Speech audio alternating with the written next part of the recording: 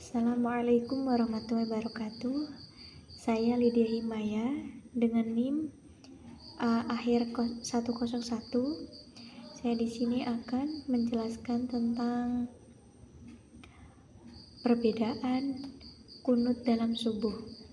Sebelum itu, saya akan menyampaikan apa sih itu kunut gitu.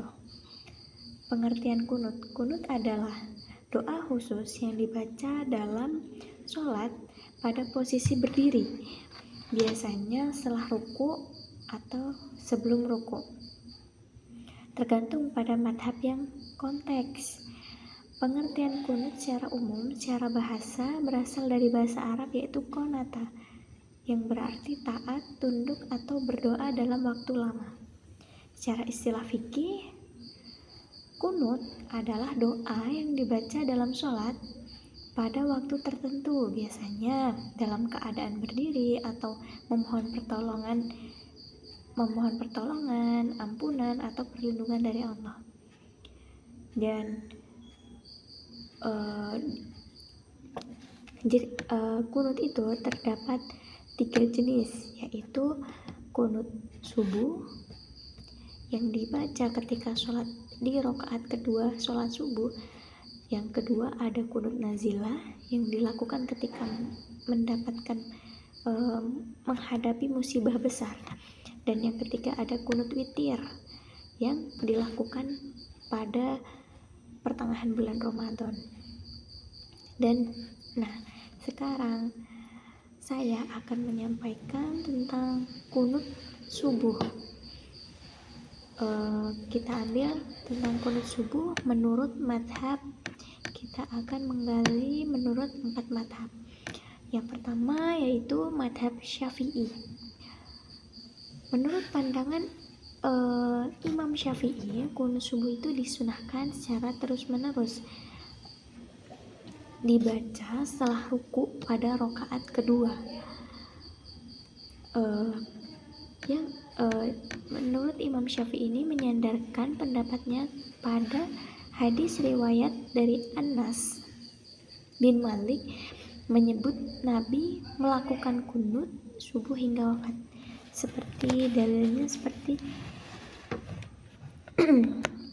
Dalilnya mazala Rasulullah sallallahu alaihi wasallam yaqnutu fil fajri hatta faraqat dunya, yang artinya Rasulullah SAW senantiasa berkunut di sholat fajar atau sholat subuh sampai beliau meninggal dunia.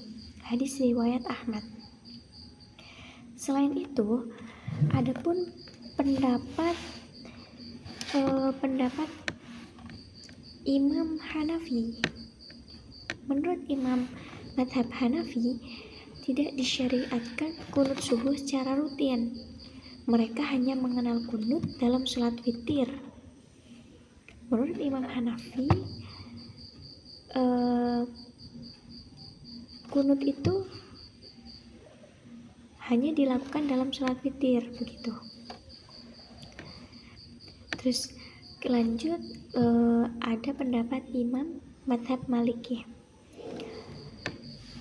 Pada madhab Maliki ini tidak menganjurkan kunut subuh secara rutin. Menurut mereka, kunut subuh hanya dilakukan saat adanya musibah. Kunut tersebut dalam madhab Maliki, kunut dilakukan itu kunut nazilah aja gitu. Kunut yang dilakukan ketika mendapatkan musibah besar saja gitu. Terus yang keempat ada kunut menurut madhab Hambali. Madhab Hambali ini sama seperti madhab Maliki, tidak menyunahkan kunut subuh secara rutin, hanya dilakukan saat kondisi darurat atau musibah besar tadi.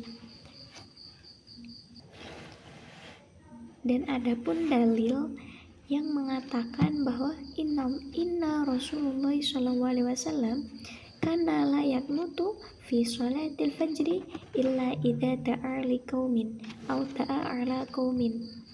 Sungguhnya Rasulullah Rasulullah SAW tidak berkunut ketika sholat fajar atau sholat subuh, kecuali ketika mendoakan kebaikan atau keburukan untuk suatu kaum.